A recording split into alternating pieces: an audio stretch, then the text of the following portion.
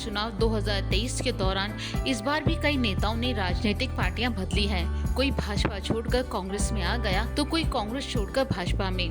तीसरे मोर्चे के कुछ नेताओं ने भाजपा और कांग्रेस का दामन थाम लिया तो कुछ ने भाजपा और कांग्रेस को छोड़कर तीसरे मोर्चे में शामिल हो गए।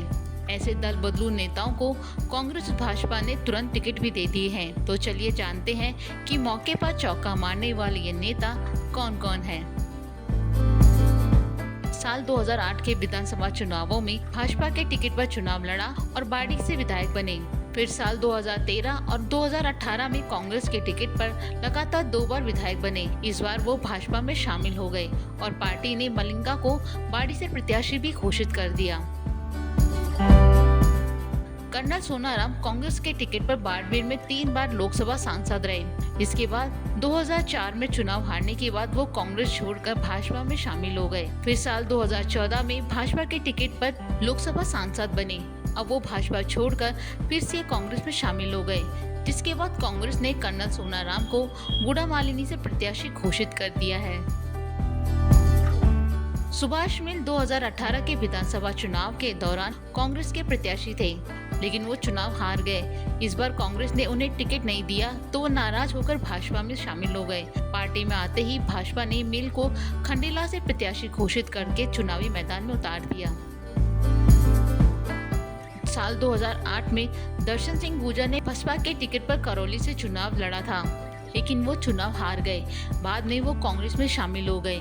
साल 2013 के विधानसभा चुनावों में वो कांग्रेस के टिकट पर करौली से विधायक चुने गए। फिर साल 2018 में भी कांग्रेस ने दर्शन सिंह गुर्जर को टिकट दिया, लेकिन वो चुनाव हार गए।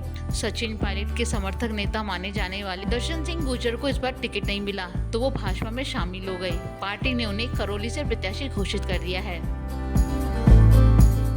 भाजपा नेता के तौर पर सुभाष महरिया सीकर लोकसभा सीट से 3 बार सांसद रहे हैं। वो केंद्रीय मंत्री भी बने। साल 2016 में वो भाजपा को छोड़कर कांग्रेस में आ गए। फिर साल 2019 का लोकसभा चुनाव उन्होंने कांग्रेस के टिकट पर लड़ा, लेकिन 3 लाख वोटों से हार गए। वहीं अब वो कांग्रेस छोड़कर भाजपा में शामिल हो गए। भाजपा ने महरिया को डोटासरा के सामने लक्ष्मणगढ़ सीट से भाजपा प्रत्याशी के रूप में चुनावी मैदान में उतारा है। उदयलाल डांगी पहले भाजपा में थे। वल्लभनगर उपचुनाव के दौरान भाजपा ने उन्हें टिकट नहीं दिया तो वो पार्टी छोड़कर राष्ट्रीय लोकतांत्रिक पार्टी में शामिल हो गए। अब वो फिर से भाजपा में शामिल हो गए हैं और उन्हें पार्टी ने वल्लभनगर से प्रत्याशी घोषित कर दिया है। नागौर लोकसभा सीट से कांग्रेस के टिकट पर सांसद रह चुकी ज्योति मिर्धा ने पिछले दिनों भाजपा का दामन थाम लिया। पार्टी में शामिल होने के कुछ दिनों बाद भाजपा ने मिर्धा को नागौर विधानसभा सीट से प्रत्याशी घोषित कर चुनावी मैदान में उतार दिया है। पिछले विधानसभा चुनावों में किशनगढ़ से भाजपा के प्रत्याशी रहे विकास चौधरी को पार्टी ने इस बार टिकट नहीं दिया। चौधरी ने नाराज होकर भाजपा का साथ छोड़ दिया और कांग्रेस में शामिल हो गए, जहां पार्टी ने विकास को किशनगढ़ से प्रत्याशी घोषित कर दिया है। ओम प्रकाश हुड्डा पूर्व मुख्यमंत्री वसुंधरा राजे के नजदीकी नेता माने जाते हैं। पहले वो भाजपा में थे, बाद में पार्टी ने टिकट नहीं दिया तो वो निर्दलीय चुनाव लड़े और जीत गए। निर्दलीय विधायक बनने के बाद हुड्डा ने कांग्रेस सरकार का समर्थन किया। अब कांग्रेस ने हुड्डा को महुआ से प्रत्याशी घोषित किया है।